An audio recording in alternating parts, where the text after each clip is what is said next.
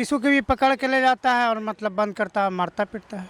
अच्छा, दारू बंद हुआ है, लेकिन दारू पूरी तरीके से बंद नहीं हुआ। दारू 500 मिलता था, आज 2000 रुपये दारू का दाम हो गया।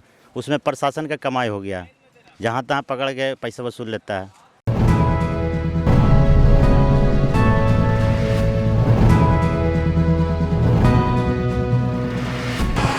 नमस्कार, द इंडिया बुलेटिन की टीम इस वक्त पहुंच गई है बोध गया विधानसभा क्षेत्र में और इस वक्त मैं मौजूद हूं बोध गया के शहर के ठीक बीचों बीच वाले स्थान पर, यानी महाबोधि मंदिर के समीप। मैं यहां के कुछ लोगों से बात करूं, यहां के जन समस्याओं को जानूं, उससे पहले मैं अपने दर्शकों को यह बता देना चाहता हूं कि यहां पर कुमार सर्वजीत जो आरजेडी से ताल्लुक़ रखते हैं, फ़िलहाल यहाँ विधायक हैं। इस क्षेत्र की अगर मैं बोध गया विधानसभा क्षेत्र की बात कर लूँ तो इसका एक अनोखा इतिहास भी रहा है। वो ये कि 1957 में अस्तित्व में आया यह विधानसभा क्षेत्र का यह इतिहास है पिछले 50 सालों का कि कोई भी विधायक लगातार 2 बार जीत हासिल नहीं कर पाए हैं। ऐसे में 2005 में विधायक रहे हरि मांझी बीजेपी के टिकट से और कुमार सर्वजीत आरजेडी के टिकट से चुनावी मैदान में हैं। हम यहाँ पर कुछ लोग हैं जो फुटपाथ पर अपनी दुकान लगाते हैं, लेकिन पर्यटन के अभाव में ये समस्याओं से जूझ रहे हैं। हम इनसे भी जानेंगे और बात करेंगे कि आखिर इस बार का जो चुनावी मुद्दा है वो इनका क्या है और किन मुद्दों को आधार बनाकर ये चुनाव करने वाले हैं। साथ ही हम यह भी समझेंगे कि लॉकडाउन के दरमियान जो इनकी स्थिति थी वो किस तरीके से बिगड़ी और अब सुधार की दिशा में कैसे आगे बढ़ रहा है। तो चलिए जुड़ते हैं और बात करते हैं। क्या नाम हो आपका? अशोक चौधरी। तो सबसे पहले तो हम आपके व्यवसाय से जुड़ी चीज़ों को जानना चाहूँगा कि जब लॉकडाउन था उस वक्त की स्थिति और अब की स्थिति में क्या कुछ बदल पाया है? अब सुधार हो रहा है या फिर अभी जस की तस बनी हुई? जैसे कि तैसे सर, कुछ नहीं, टूरिस्ट आता नहीं बिकता है। जैसे हम लोग दुकान खोलते हैं, शाम में घर चल जाते हैं। कुछ मतलब टूरिस्ट आएगा तो बिकेगा, टूरिस्ट नहीं आएगा तो कहाँ से बिकेगा? ट्रेन नहीं चल रही है, बस नहीं चल रही तो टूरिस्ट कैसे आएगा? अच्छा, चुनाव के संदर्भ में एक बात हम आपसे जानना चाहते हैं कि लगातार 15 साल तक नीतीश कुमार का शासनकाल रहा और उसके पहले की अगर हम बात कर लें तो 15 साल जो है वो राजद का शासनकाल रहा। तो यहाँ पर क्या है कि ये जो 15 साल के शासनकाल को आप देख रहे हैं और बीते 15 साल के शासनकाल की बात होती है तो क्या कुछ फ़र्क वाकई कुछ नज़र आता है क्या? फर्क बहुत कुछ हुआ, नीतीश कुमार में बदलाव बहुत कुछ हुआ है, ये तो मानते हैं। गुंडागर्दी ख़त्म हुआ, मतलब प्रशासन थोड़ा सा, हमारे मुख्यमंत्री नीतीश कुमार प्रशासन को बढ़ा दिया है। वो मतलब बिना कहले पूछले लोगों को मारपीट करता है। अच्छा, मतलब आप ये कहना चाहते हैं कि प्रशासन जो है वो परेशान करती है? परेशान नहीं करता है, बिना समझे बूझे किसी को भी पकड़ के ले जाता है और मतलब बंद करता है, मारता पीटता है। अब चुनाव के संदर्भ में मैं एक चीज़ और जानना चाहता हूँ कि जो आप इस बार वोट करने वाले हैं, आप मतलब इस क्षेत्र के लोग, तो यहाँ की जो जन समस्याएं हैं वो आखिर दरअसल है क्या?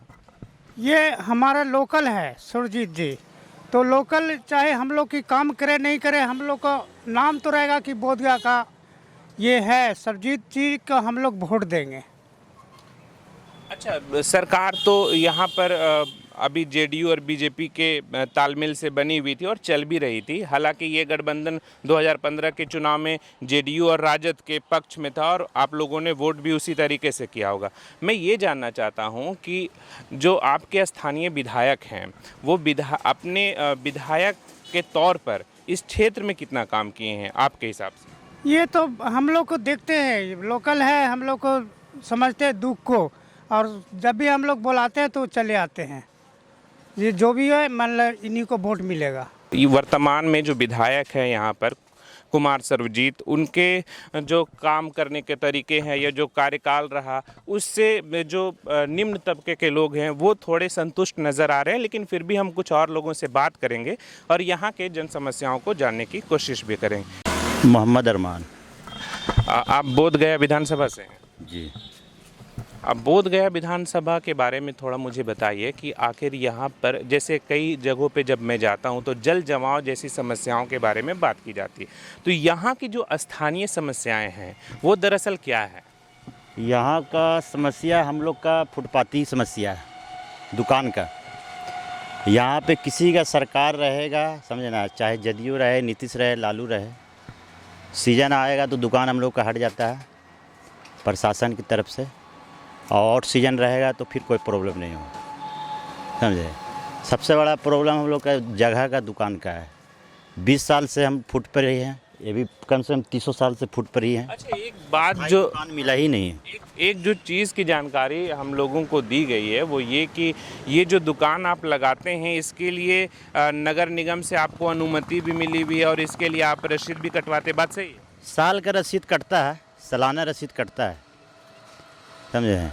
तो ये आपको जब 20 साल से तो दुकान तो अलाउड होना चाहिए। दुकान देखिए, एक बार हम लोग को मिला पीछे में, इसके पीछे में एक मिला मार्केट, वहाँ पे गोदाम के लिए दुकान है, जगह है ही नहीं, आपको लगाइएगा बोनी नहीं होगा। तो हम लोग चाह रहे हैं ना, जैसे यहाँ पे है तो इसी टाइप में हम लोग को छोटा छोटा वेंडर जोन से दुकान दे दे, नगर पंचायत पैसा ले, पूरा सीमेंट पक्का ना दे, ताकि हम लोग का वैसे ही चलता रहे। एक तो ये समस्या हो गई जो आप बता रहे हैं, जो और गांव की समस्या है, जो आम लोगों की समस्या है, वो आपको क्या नज़र आता है? समस्या महंगाई बहुत बढ़ गया। नीतीश कुमार जी कुछ पहले शुरू में ठीक काम किया था, जैसे छोटा छोटा समस्या आपको बालू उलू का जो पहले बहुत कम था, अभी 2-2.5 हज़ार रुपया बालू में लगता है। ये महंगाई है। अच्छा, दारू बंद हुआ है, लेकिन दारू पूरी तरीक़े से बंद नहीं हुआ। दारू 500 में मिलता था, आज 2,000 रुपया दारू का दाम हो गया। उसमें प्रशासन का कमाई हो गया, जहाँ तहाँ पकड़ के पैसा वसूल लेता है, समझे।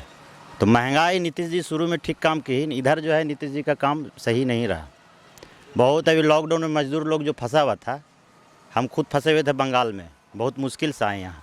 27,000 रुपये में गाड़ी रिजर्व करके आए। सरकार, बिहार सरकार से कोई व्यवस्था नहीं, वहाँ रहें तो अपना खुद पैसा खाएं, जो पैसा पूंजी था खा गए। बड़े पैमाने पर जो है यहाँ के लोग जो बाहर काम कर रहे थे, मजदूर काम कर रहे, बड़ी संख्या में जब आ रहे थे तो एक सरकार की तरफ से, यानी नीतीश सरकार की ही तरफ से यह कहा गया कि हमारे पास संसाधन का अभाव है और हम उन लोगों को एक्सेप्ट नहीं करेंगे, स्वीकार नहीं करेंगे। तो वो जो मुख्य जो चीज़ थी, जो यहाँ के ही लोग थे और इन्हें ही स्वीकार करने से सरकार मना कर रही थी, तो क्या उसका असर चुनाव में पड़ सकता है? बहुत बहुत ज़्यादा पड़ेगा, उसका बहुत असर पड़ने वाला है, समझे ना। आप 15 साल रहे बिहार में, क्या किए? जब यहाँ का मजदूर लोग, यहाँ का वासी लोग ऑलरेडी बाहर में रह रहा, तो आप किए क्या? यहाँ कोई फैक्ट्री वगैरह कोई ऐसा चीज़ करते ताकि यहाँ का लोग यहीं काम करता, बाहर दिल्ली, बॉम्बे, कलकत्ता में नहीं रहता। तो इसके लेके भी बहुत सा चुनाव में असर पड़ने वाला है, समझे ना। अपने दर्शकों के लिए मैं बताता चलूं कि यहाँ की अगर हम वोटर्स की बात करें तो 6 लाख से ज़्यादा वोटर्स इस बार अपने मतों का प्रयोग करने वाले हैं। और अगर शहरी इलाकों के इतर में अगर गांव की बात करूं तो फतेहपुर जैसे जो गांव है वहां आज भी गरीबी आम है और वहां की जो जन समस्याएं हैं वो विकराल रूप लगातार धारण करती जा रही है।